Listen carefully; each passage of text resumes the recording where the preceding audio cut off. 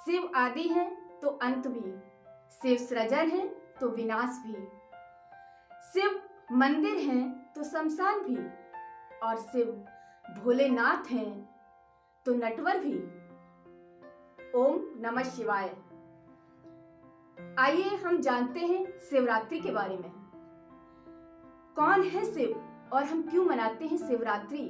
क्योंकि बाकी का हम सभी का जन्म उत्सव मनाते हैं, लेकिन एक शिवरात्रि है जो हम रात्रि के रूप में शिव की जयंती को मनाते हैं। तो क्यों मनाते हैं, इसका क्या सीक्रेट है, इन सब बातों की जानकारी के लिए आज हम जुड़ते हैं बीके दीप्ति दीदी के साथ, जो हमारे साथ यहाँ मौजूद हैं। तो दीप्ति दीदी, इनके बारे में बता दूं कि आप एक राजयोगा टीचर हैं ब्रह्मा कुमारी संस्थान से, और साथ ही साथ आप एक केंद्र की, ब्रह्मा कुमारी सेवा केंद्र की संचालिका भी हैं। साथ ही साथ आप मोटिवेशनल स्पीकर भी हैं। तो आपने आध्यात्म को गहराई से पढ़ा है, आपने काफी डीपली स्टडी की है स्पिरिचुअलिटी पे। तो हम जानते हैं आज कि शिवरात्रि पर हम क्यों शिव को शिवलिंग के रूप में पूजते हैं और क्यों हम शिवरात्रि सेलिब्रेट करते हैं। तो सबसे पहले तो दीदी आपका बहुत बहुत स्वागत है। दीदी, हमारे दर्शकों को आप बताइएगा कि सबसे पहले हम जो ओम नमः शिवाय कहते हैं तो क्यों कहते हैं, इसका क्या मीनिंग है, तो उसके बारे में। ओम नमः शिवाय एक मंत्र है जी, जो आजकल देखा गया है ज्यादातर सभी इसका जाप करते हैं। जी जी।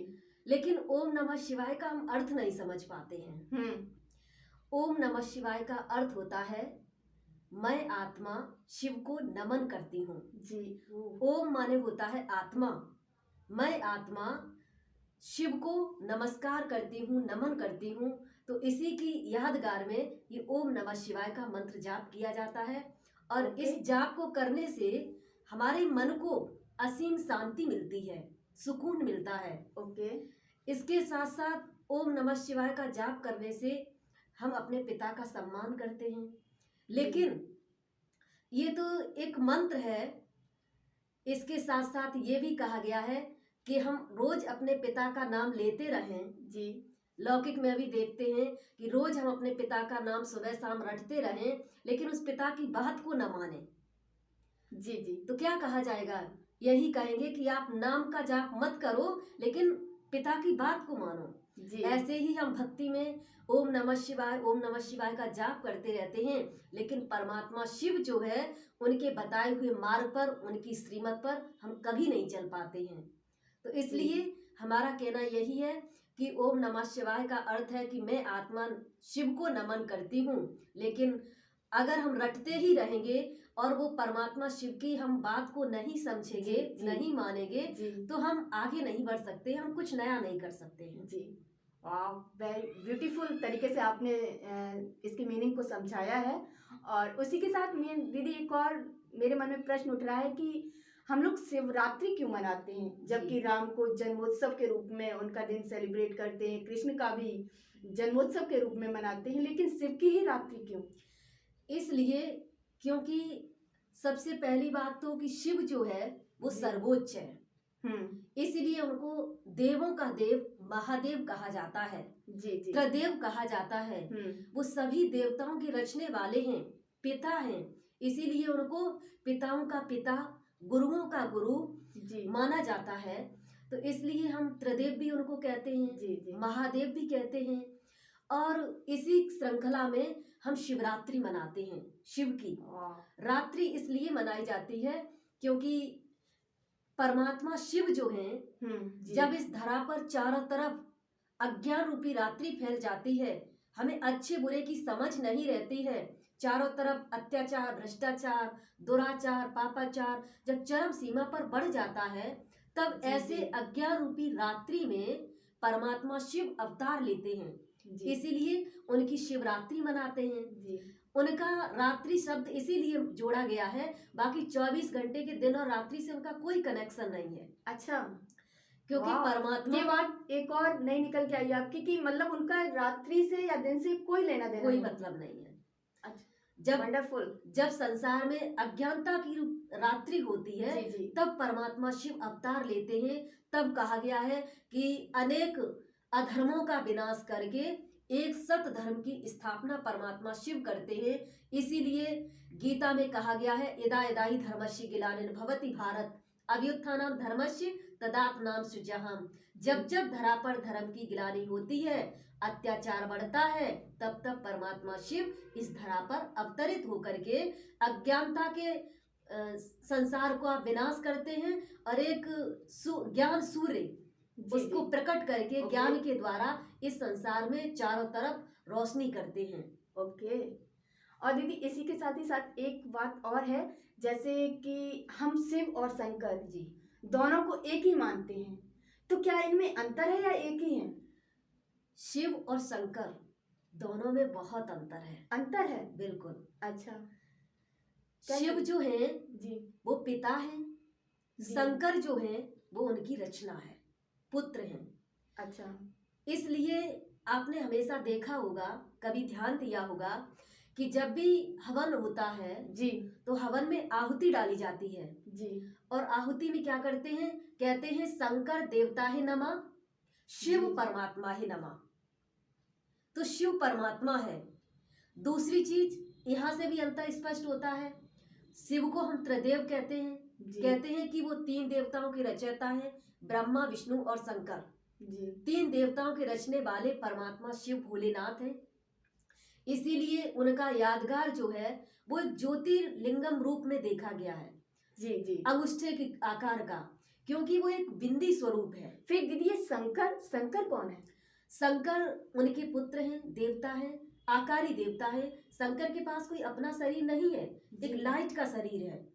विनाश के लिए उनको निमित्त बनाया है। कहते ना कि ब्रह्मा के द्वारा स्थापना, विष्णु के द्वारा पालना और शंकर के द्वारा पुरानी दुनिया का विनाश कराते हैं। इसीलिए कहा है कि शंकर जी का जब तीसरा नेत्र खुलता है तो पूरी दुनिया विनाश हो जाती है। तो शंकर देवता है और शिव परमात्मा है, क्योंकि रामायण में भी कहते हैं ऊंचा तेरा नाम, ऊंचा तेरा धाम, ऊंचे से रहने वाला परमात्मा। उसी के लिए निराकार के लिए कहा गया है। शिव और शंकर में एक चीज और देखी गई है, दोनों का नाम एक रास होने के कारण मिला दिया है, कहते हैं शिव शंकर। जैसे आज भी आप देखेंगे कई जगह पर पहले पिता का नाम लिखते हैं, फिर पीछे से पुत्र का नाम लिखते हैं। ऐसे यहाँ भी शिव शंकर को मिला दिया। कभी भी शंकर शिव नहीं कहते हैं, शिव शंकर कहते हैं। जैसे कि गांधी जी का अगर हम देखते हैं तो उनके पिता का नाम गांधी जी के साथ मोहनदास करमचंद गांधी, तो ठीक वैसे ही पिता पुत्र को यहाँ एक किया गया है। तो इसीलिए शिव शंकर, शिव पिता है, शंकर उनके पुत्र हैं। इसीलिए शिव का नाम पहले आया है, शंकर का बाद में। जी। और एक चीज देखी जाती है कि अब जैसे कल शिवरात्रि का त्योहार है जी, उसमें सभी लोग अक, भांग, धतूरा, गन्ना, बेलपत्र, ये जो चीजें चढ़ाएंगे तो वो शंकर जी के ऊपर नहीं चढ़ाएंगे। कहाँ चढ़ाते हैं? शिव जी के ऊपर। भले आपके घर के पास में शंकर जी का मंदिर होगा, लेकिन आप वहां चढ़ाएंगे नहीं। वहां जाएंगे, भले दूर होगा, लेकिन जहाँ शिवलिंग होगी जी, वहां पर वो चीजें चढ़ाने जाते हैं। क्यों चढ़ाते हैं? क्योंकि कहते हैं कि पिता जो होता है वो अपने बच्चे की हर कमी कमजोरी को अपने अंदर समा लेता है जी। इसीलिए हम जो कुछ है वो सब शिव जी के ऊपर चढ़ाते हैं। अब आपने देखा होगा कि शिव जी के ऊपर हम क्या चढ़ाते हैं? फल में कौन सा फल चढ़ाते हैं? बेर का। बेर का फल चढ़ाते हैं। बेर क्यों चढ़ाया गया है शिव जी के ऊपर? इसलिए चढ़ाया गया है क्योंकि परमात्मा शिव ने, इसका आध्यात्मिक रहस्य यही है चढ़ाने का, कि हमारे अंदर का जो बैर भाव है, एक दूसरे के प्रति नफरत है, ईर्ष्या है, द्वेष है, वो परमात्मा शिव ने कहा कि मेरे ऊपर अर्पण कर दो, बैर भाव को।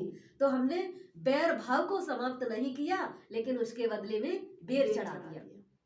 दूसरा सबसे जहरीला जो एक धतूरा भी चढ़ाते हैं, बिल्कुल वो कहीं नहीं चढ़ाते, किसी देवता के ऊपर नहीं, लेकिन शिवलिंग पर जाकर के चढ़ाते। तो इसका कहते हैं धतूरे के 2 अर्थ होते हैं। जैसे आपने पढ़ा होगा कि कहते हैं कि कनक कनक त सौगुनी मादक तादिकाय, यह खाए बोराय जग पापाय बोराय। एक कनक कनक त सौगुनी। कनक कनक के दो अर्थ होते हैं जी। एक तो धतूरा होता है, दूसरा सोना होता है जी।